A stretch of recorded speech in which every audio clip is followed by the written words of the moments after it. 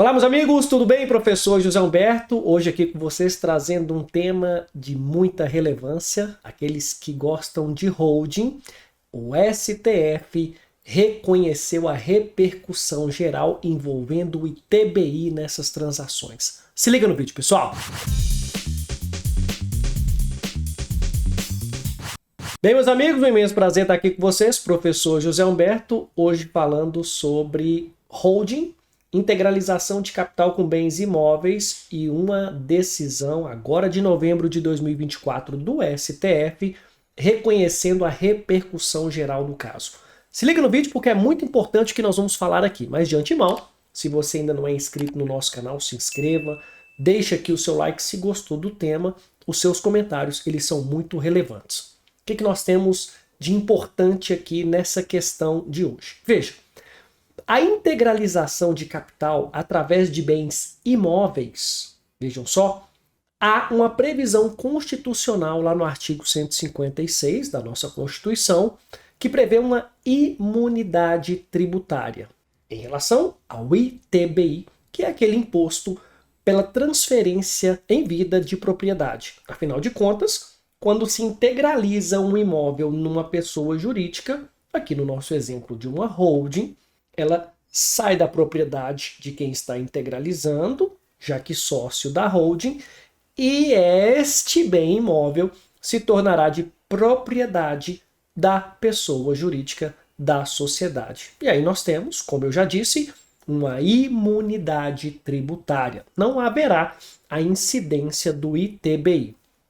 Também é verdade que essa imunidade total ela já foi discutida pelo Supremo Tribunal Federal, que ao analisar um dos temas, chamado tema 796, de relatoria do ministro Alexandre de Moraes, já deixou claro que não há uma imunidade total tributária para estes casos. E é o que as prefeituras atualmente, os municípios, têm aplicado, havendo uma divergência do valor do imóvel que é declarado para a integralização quanto ao efetivo valor real deste bem, ou valor avaliado pela prefeitura, incidindo aí, vamos dizer dessa forma, um ITBI proporcional da diferença de valor integralizado e de valor de avaliação da prefeitura.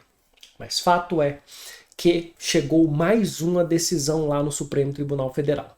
Bem, nesse artigo 156 da Constituição Federal, ele prevê que, vejam só que interessante isso, artigo 156, parágrafo 2º, inciso 1º da Constituição Federal, diz assim: não incide sobre a transmissão de bens ou direitos incorporados ao patrimônio de uma pessoa jurídica em realização de capital, a integralização, não é isso? Nem sobre a transmissão de bens ou direitos decorrentes de fusão, incorporação, cisão ou extinção da pessoa jurídica, salvo se, nestes casos, a atividade preponderante do adquirente for a compra e venda destes bens ou direitos, locação de bens imóveis ou arrendamento mercantil.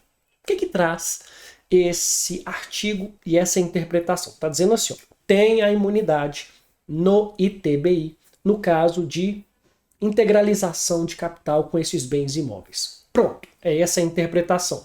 O que gerou uma discussão e a dúvida está toda nessas ressalvas, pois quando esse artigo menciona da seguinte forma, nem sobre a transmissão de bens ou direitos decorrentes de fusão, incorporação, cisão ou extinção da pessoa jurídica, salvo se nesses casos a atividade preponderante for locação de bens.